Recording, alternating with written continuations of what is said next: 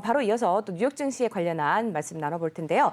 김기성 앵커님, 네, 금리 인상에 대한 발언이 계속 나오고 있죠. 네, 그렇습니다. 어제 말씀을 드렸었죠. 그러니까 콜스 연준 이사가 뭐라고 얘기를 했는가 하면 내년 봄까지도 소비자 물가 상승률이 4%를 넘는다면은 금리 인상 경로를 변경해야 될 것이다. 이렇게 얘기를 했는데 네. 금리 인상 경로를 변경한다. 이 말은 우리가 과거의 그 테이퍼링 때를 되돌이켜 봐야 될 겁니다. 그러니까 2013년 5월에 테이퍼링 발표를 했다가 시장이 흔들리니까 9월에 다시 얘기를 했고 그래가지고 2014년 1월부터 테이퍼링을 시작을 했거든요. 그래가지고 2014년 12월에 테이퍼링을 끝내게 됩니다. 그리고 첫 번째 금리 인상은 1년 뒤인 2015년 12월에 첫 번째 금리 인상을 하거든요. 그러니까 네. 테이퍼링이 끝나고 금리 인상까지는 어느 정도 시간이 있을 것이다. 이렇게 예상을 하고 파월 의장도 테이퍼링과 금리 인상은 전혀 별개의 문제고 금리 인상을 하게 된다면 더욱 더 엄격한 기준으로 판단을 할 거다. 이렇게 얘기를 했지 않습니까? 네. 그렇기 때문에 지금까지는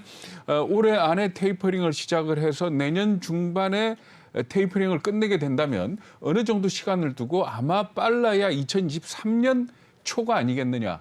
아니면은 2022년 말, 뭐 그보다 더 뒤로도 예상을 했습니다만은 네. 이렇게 예상을 했는데 그걸 갖다 더 앞당겨야 될 필요가 있다라고 얘기를 한 거 아닙니까? 근데 오늘은 또 무슨 발언이 나왔는가 하면 라파엘 보스틱 애틀란타 연은 총재가 얘기를 했습니다. 그러니까 금리 인상 시기를 꼭 집어서 얘기를 했는데 내년 3분기 말이나 4분기에 금리 인상을 시작하는 게 옳다. 이렇게 얘기를 했거든요. 그렇게 된다면은 내년 9월이나 10월쯤이 되는 거다 이렇게 볼 수가 있는데 테이퍼링을 내년 중반에 끝낸다 그러면 지금 현재 시장에서 예상하기로는 대략 한 내년 8월쯤 되지 않겠느냐. 뭐 한 달에 얼마를 줄이든 FOMC 회의가 열릴 때마다 얼마를 줄이든 대략 한 8개월 정도 걸릴 것이고 8월 달쯤 끝을 낼 거다. 이렇게 예상을 했는데 만약에 금리 인상을 3분기 말이나 4분기에 시작을 하게 된다면은 테이퍼링 끝나자마자 바로 금리를 올린다는 그런 얘기거든요. 그러니까 네. 그만큼 시장이 아마 좀 급박하게 받아들이는 것 같고 그래서 어제 그 뉴욕 시장에서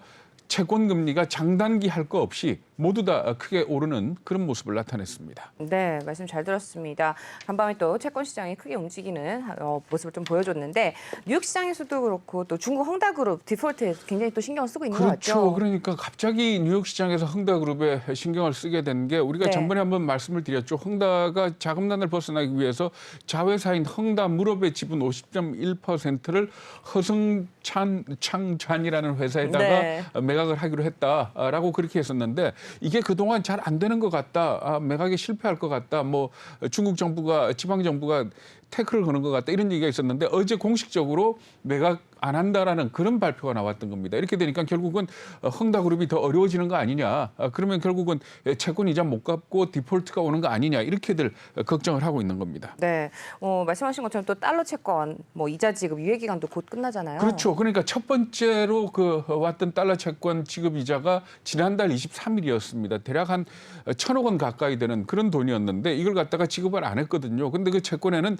이자 지급을 유예할 수 있는 조항이 있었다 그럽니다. 그게 30일이고 30일을 적용을 하면 내일 23일이 유예 기간이 끝나는 날입니다. 이게 네. 토요일이기 때문에 아마 홍콩 시장이나 이쪽도 토일 안 하게 된다면은 다음 주 월요일 네. 이 되지 않을까, 25일이 되지 않을까 이런 얘기가 나옵니다만은 어쨌든 간에 그날까지 이자를 갚지 못한다면은 결국은 디폴트로 넘어갈 거다. 근데 사실은 엊그제만 하더라도 이 헝다가 위안화 채권 이자를 지급했다라는 그런 발표가 났었거든요. 그렇기 때문에 달러 채권 이자도 유예하지 않고 결국은 갚지 않겠냐 이렇게 예상을 했었는데 지금 그 허승찬에다가 헝다 무릎 매각이 무산이 됐고 네. 또 홍콩에 있는 건물을 갖다가 한 2조 원에 팔라 그러다가 이것도 무산이 된 걸로 이렇게 전해지고 있습니다. 그렇기 때문에 결국은 아마도 디폴트, 공식 디폴트로 갈 것 같다. 그게 다음 주 초가 될 것 같다. 이렇게들 보고 있는 겁니다. 이렇게 되면은 파급 효과가 굉장히 엄청날 텐데 네. 중국 정부의 입장은 어떤가요? 네, 중국 정부의 입장을 보면은 헝다를 갖다 구해주는 건 아닌 것 같고요. 네. 아마 충격을 최소화하는 쪽으로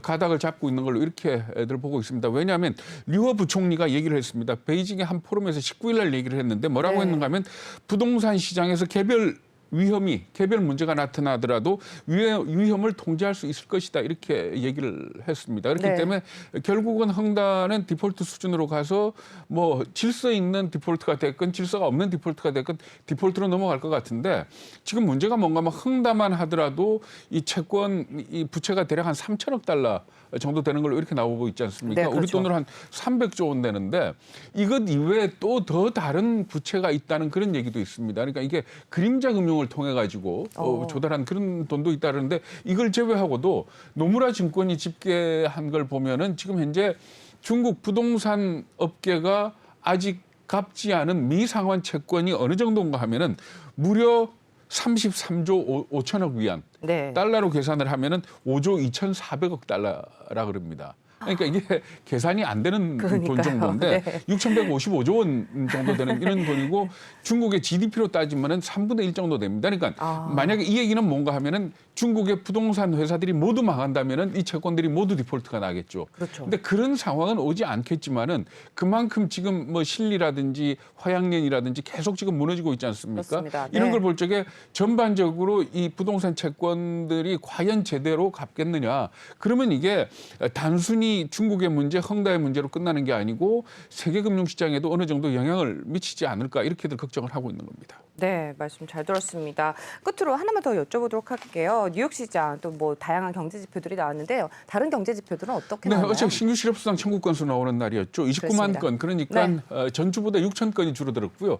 그리고 시장에서 예상하기에는 한 30만 건 될 거다라고 예상을 했는데 29만 건 좀 낮게 나왔습니다. 그러니까 말하자면은 미국의 고용 시장은 상당히 빠른 속도로 안정이 돼 가고 있다 이렇게 봐야 될 것 같습니다. 지금 FOMC가 다음 달 2일과 3일 날 열리고 네. 10월 달 고용 동향은 그러니까 노동부 집계는 6일 날 나오거든요. 그래서 사실 그 며칠 차이가 있긴 합니다만은 그때까지 11월 2일, 3일 날 FOMC가 회의가 열릴 때 그 연준 위원들 책상 위에 있는 고용과 관련된 지표는 상당히 좋지 않겠느냐 이렇게들 예상을 하고 있고요.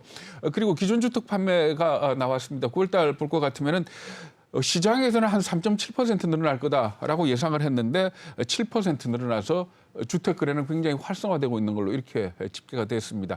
중간 가격으로 따졌더니 작년 대비 13.3% 여전히 굉장히 많이 올라 있는 걸로 이렇게 집계가 된 그런 지표들이 나왔습니다. 그리고 필라델피아 제조업 지수가 나왔는데 예상보다는 조금 낮고 전달보다도 좀 낮게 나타났습니다. 그러니까 이건 아마도 공급망 차질이나 이런 거에 영향을 받는 걸로 봐야 될 것 같습니다.